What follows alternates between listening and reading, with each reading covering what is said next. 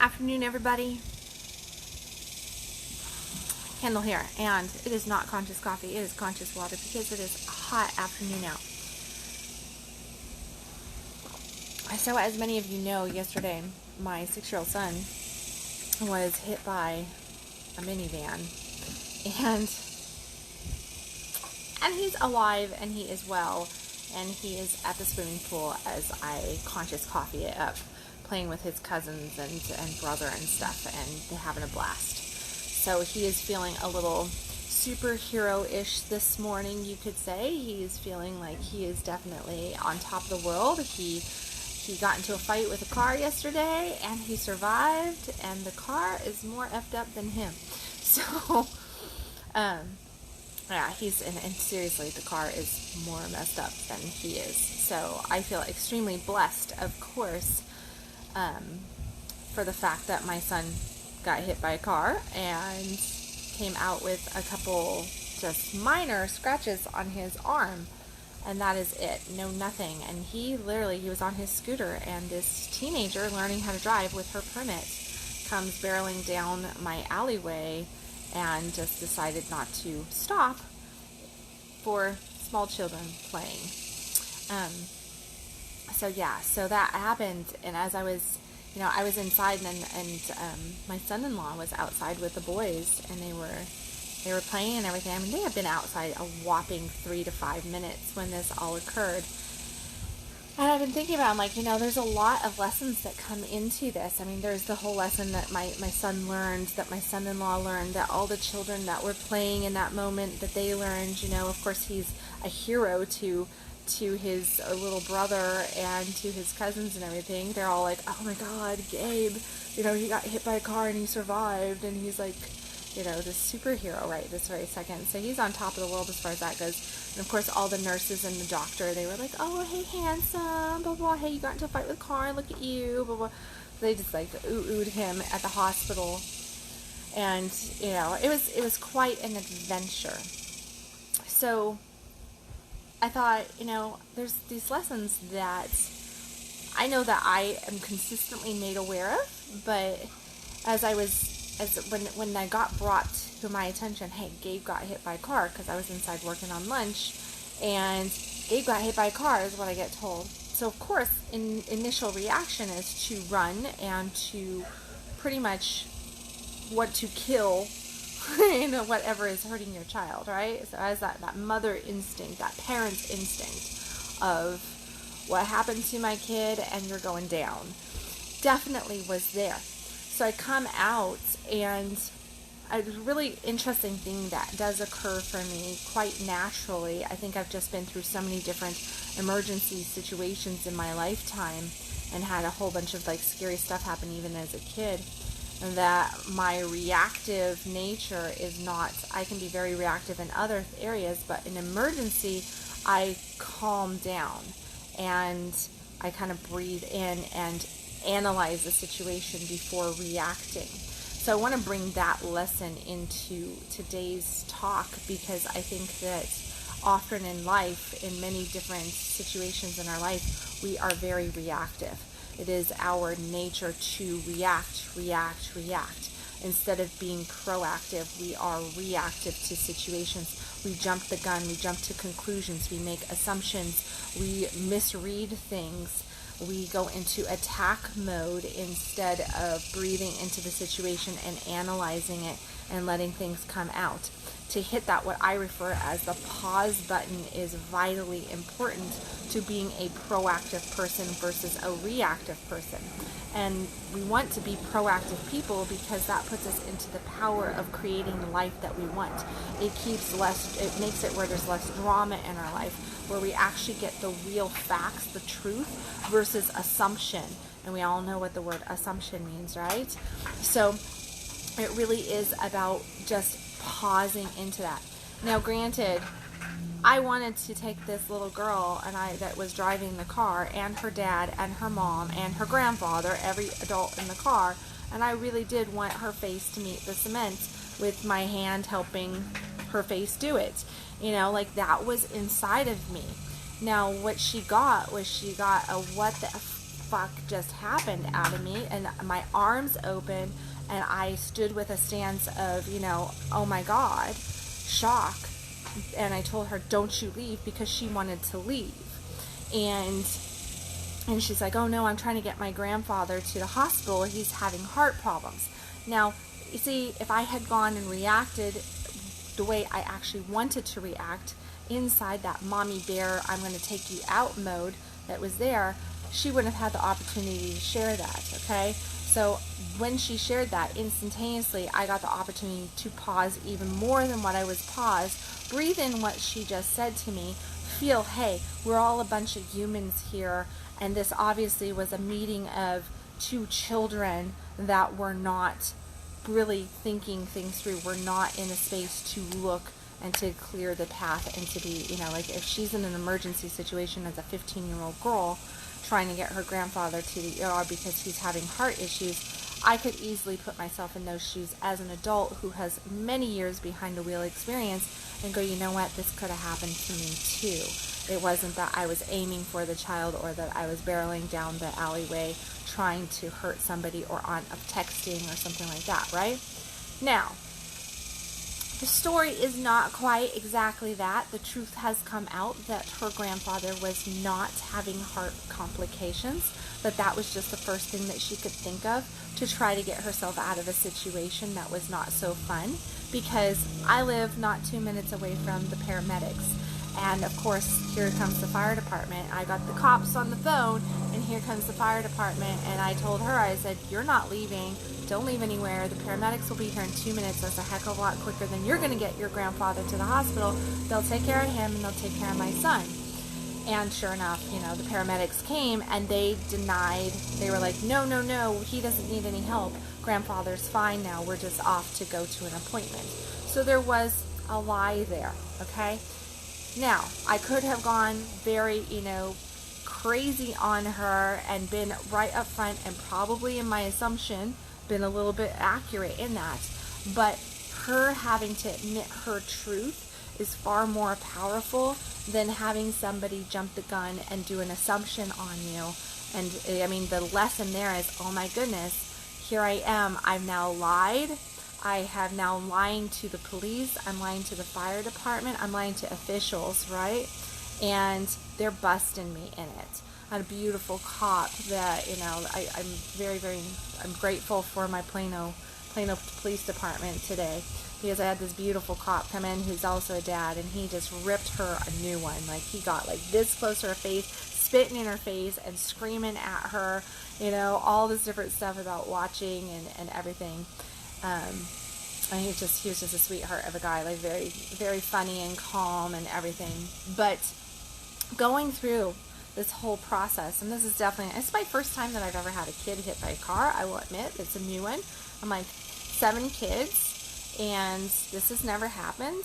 I've never had a child struck by a car. Thank God. Hope I never have that again. Hope nobody that follows me ever has to go through that. It is scary. It's terrifying. But I have had plenty of other emergency situations, and actually scarier ones happen than this, for sure.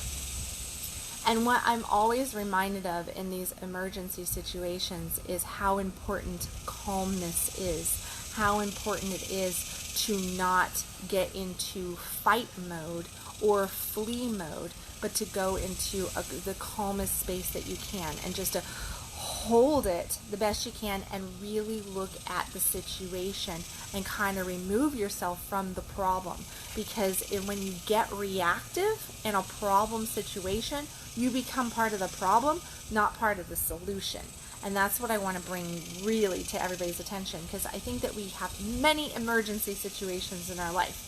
We can have it's not just accidents that can, potentially strip our life from us, or the life of a loved one, or really cause us physical issues. It's not just that's an emergency situation. We can feel that we are in an emergency situation in many subjects of our life, right? Like when you're fighting with your partner and your relationship's not going really great and you feel like it's over, that has the same intensity in your body as dealing with something like I just went through yesterday. It's the exact same tightness in the chest. It's the same nervousness in the gut. It's the same tension in your shoulders and your back. I mean, like this morning, oh my God, my back, I turned and my whole back went pop, pop, pop, pop, pop, right up here into my head, because I had this, like, I didn't even realize how tense I was yesterday from just all of that, like, just like, it was this very, very riveting moment of just like getting, and I wasn't even in an accident, but my body acted as though I had been in a car accident itself. And we do that emotionally. We put our body through that kind of intensity.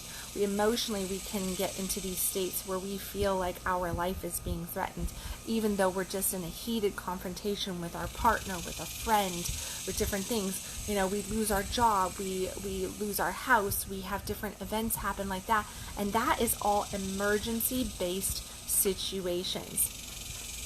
Better on Crystal. This is something I'm doing better on, pausing before reacting. Thank you. Yes, and so and it really is. It's like no matter what thank you, Crystal, by the way.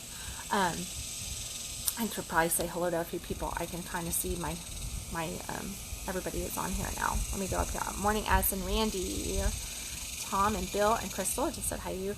Kevin, Julie, Gina, Kathy. Oh my goodness, hey ladies, and Shakti, Sherry. Hey. So, afternoon, happy lunchtime, I guess it is right now. So that pause is so important. Now, it's not easy to pause. It's really not easy to pause, especially when we have an emergency crisis, major drama hits in our life. We go, oh, like that, and it's so uncomfortable to be in this space where our body reacts, whether it needs to physically react or not. Our body reacts as though we're going to slam into something, and our emotions do whatever our emotions do. Everybody has different emotional responses, right? My ex-dad to my son, he was emotionless. He met me at the hospital, and he showed no emotion at all. There was nothing coming from the man. But that's pretty much him.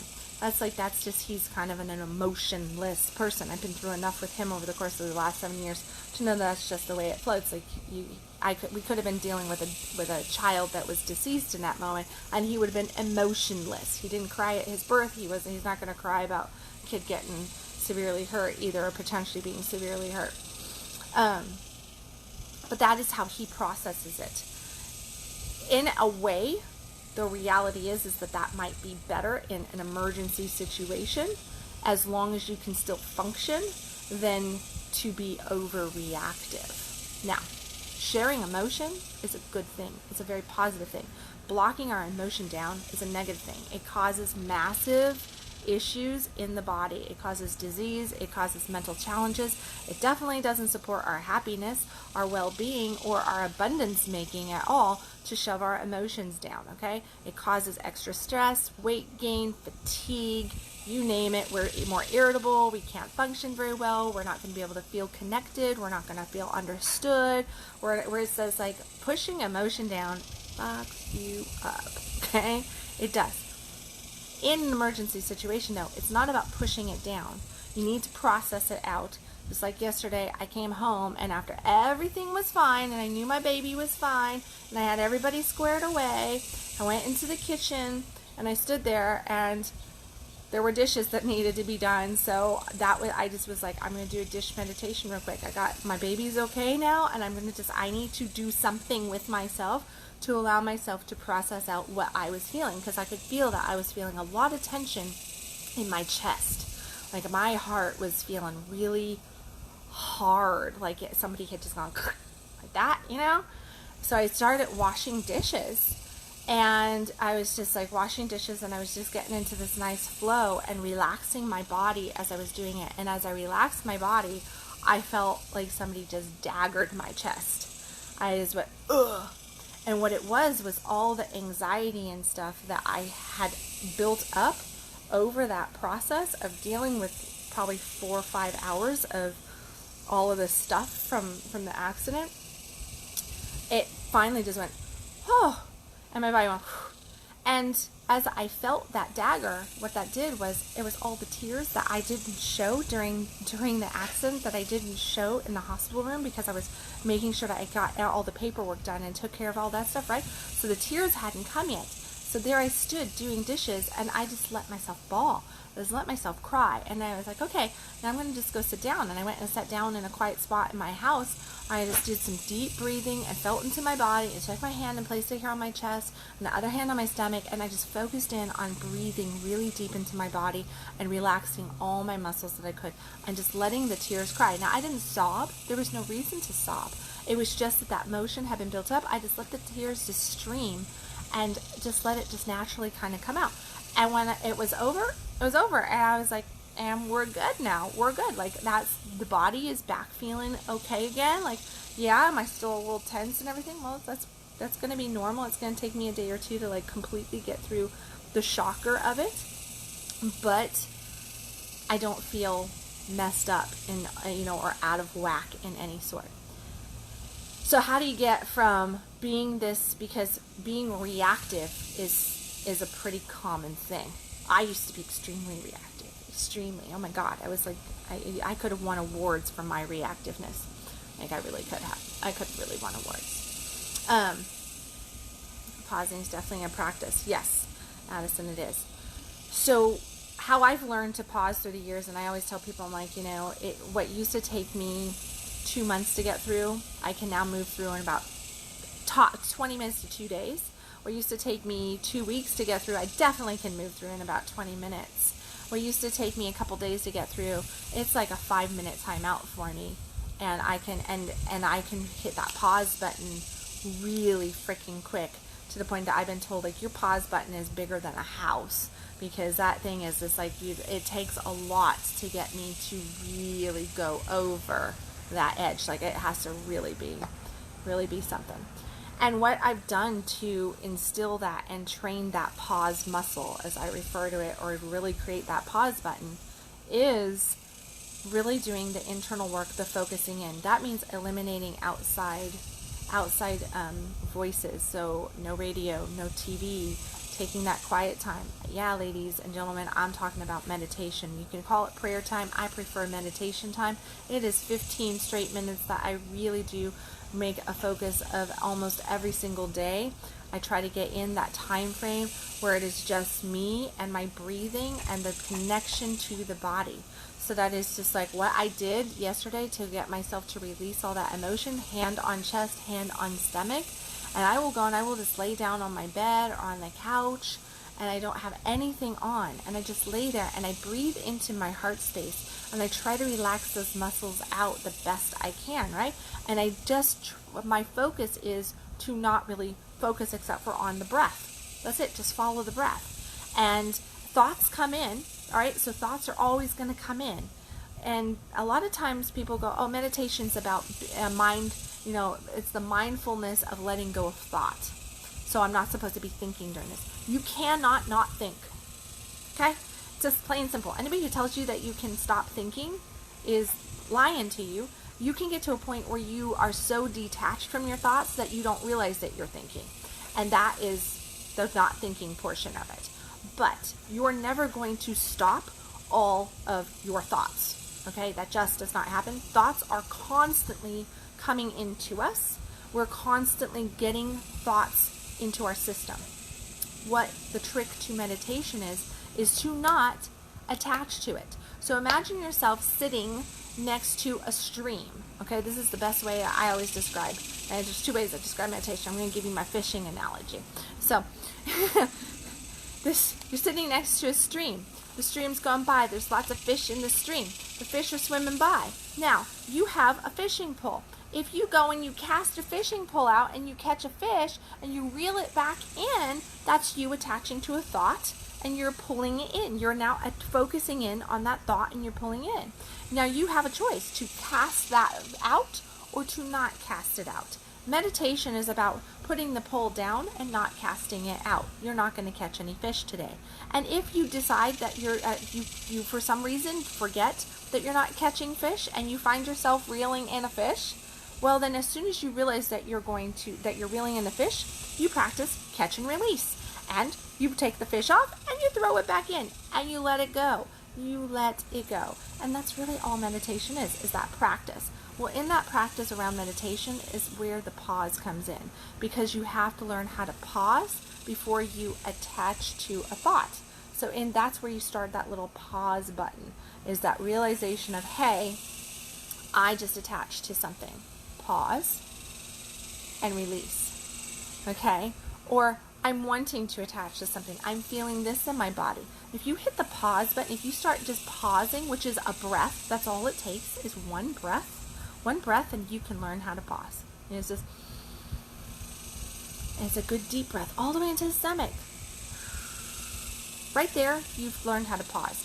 Now you can expand it out. You can go 2 breaths, 3 breaths, 10 breaths, 20 breaths, however many breaths you need. Make sure that they are slow. Slow your breathing down and slow your exhale down. The inhale and the exhale, slow it down. And you've got one solid pause. Build on that.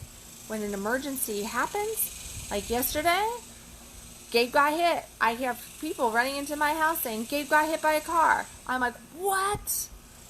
I bolted, and as soon as I hit that door, I took the door from my house to my garage. I opened the door, and I went,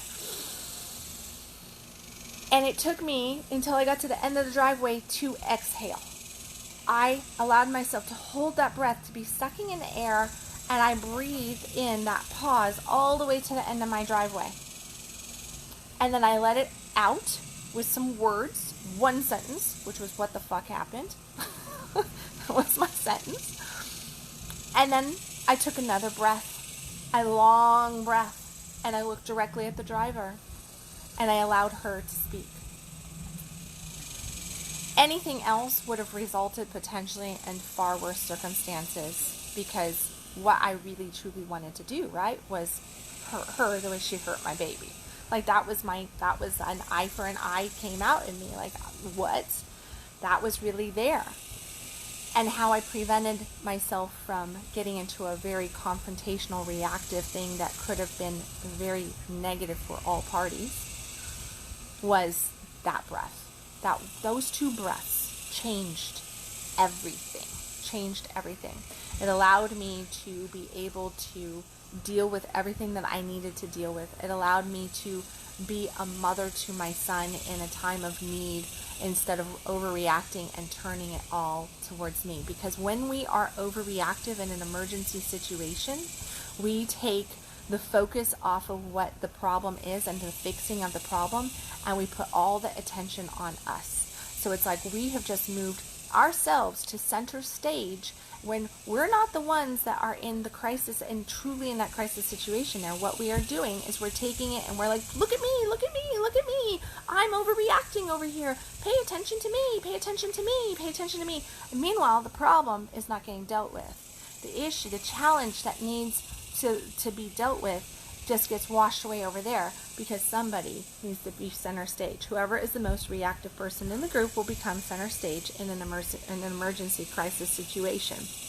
And often, if you think about it, it's like, what happens there? And it's like, oh my gosh, you find yourself trying to deal with this person that's overreacting to everything, and other things can potentially happen that's not as good. So learning how to pause is definitely a key component to success in life in general. It helps you to make better decisions in your relationship. It helps you to communicate better with people in general in any relationship.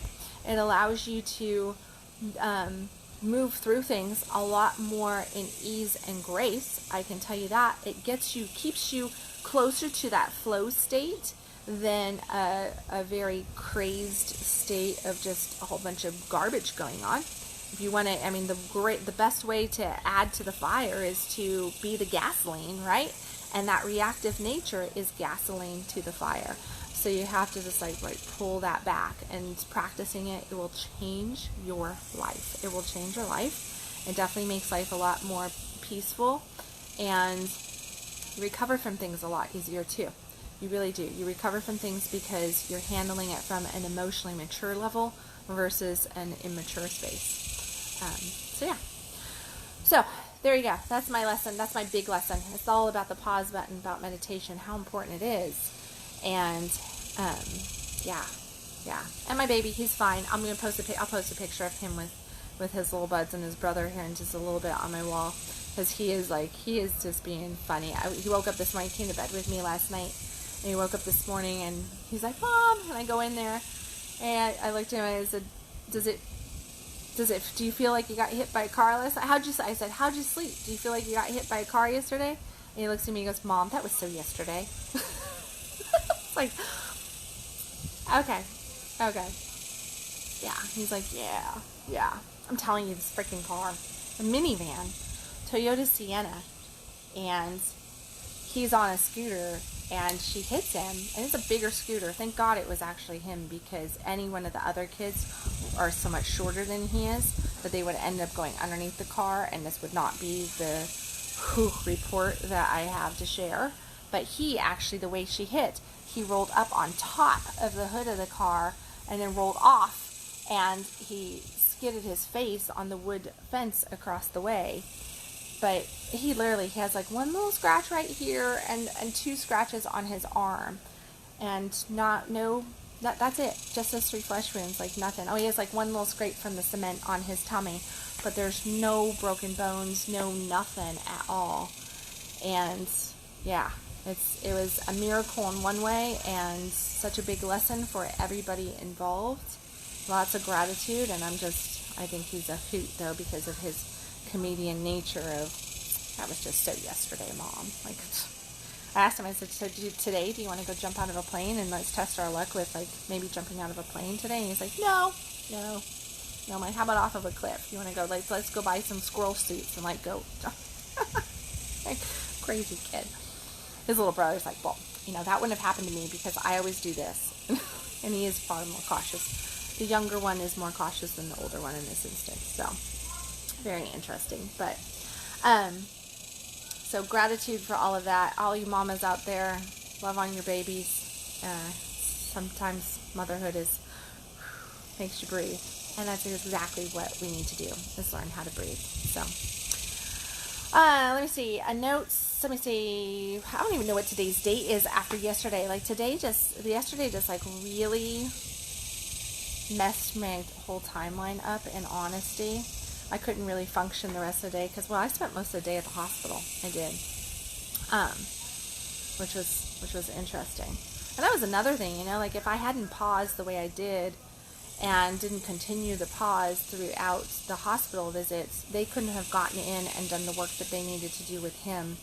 It definitely would have been different, because I could have been blocking them in so many different ways with an overreactive nature. So, pause. All right, so notes.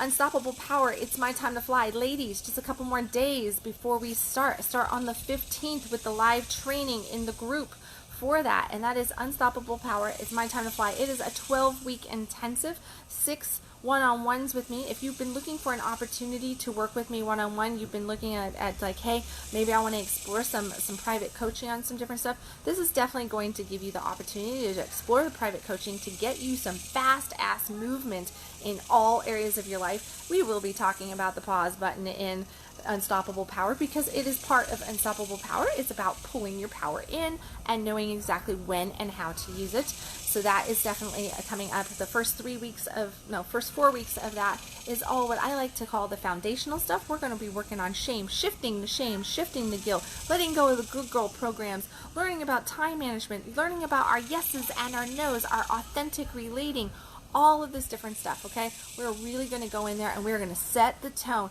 clear out the garbage, and build some good, hearty foundation. The second portion of the next 4 weeks, it is all about building that designer life. So we're going to get into lifestyle building here. We're going to really go into manifestation mode of all areas of your life and really creating that turned on, powerful self that you are, and just really learning how to let that out in whatever area or subject of your life, if you want to call it that you really want to. And then the third segment of the 12 weeks, that final 4 weeks, we're going to be getting into a little bit more details on a few areas of our lives, ladies. So what are those areas? Those areas are the really fun areas. money, sex, and men. So that's what we ultimately want, right? We want to have good money income, we want to have good sex, and we want to have great relationships with our guys, right? So that's what we're going to really be focusing in on. And you're going to get the one-on-ones, 6 one-on-ones with me in that, plus the group training, the live training every single week here on Facebook. Beautiful tribe community of a beautiful group of women. Yeah, and it's going to be absolutely wonderful. So in the link, in the comment section, make sure that you click on that. I have extended out the early bird on that to make sure that everybody can take advantage of it, because it is killer early bird special on there. So make sure you grab a hold of that, sign up, and let's go become unstoppable, ladies. Let's go create that amazing rest of this year. So, yeah, let me see. I think that's about it. I'm going to go write an article to deal with my munchkins that are still here. I see. I can't see. I see comments coming up. Oh, that's just a comment on. We're glad he's okay. Great lesson in pausing. Solid power. It's so weird how this. I always get so damn confused about Facebook. Anyways, okay. Yeah. So there you go. Look for the article to come out later. I have no idea what it's on. My musings are always that. So, all right. I think that's it. I'm just making sure. Did I say everything that I want to say? I said everything I want to say. All right, ladies. Go, and gentlemen who are watching. I just know there's a lot of ladies on here today, so I keep saying ladies. But guys, too. Hey, go have an awesome day. Everybody who's watching, everybody who's following this. I love you guys. You can follow me at www.kendalwilliams.com. I'll be back on here tomorrow for another Conscious Coffee and probably a little update on my little guy and everything. I hope to see some of you in Unstoppable.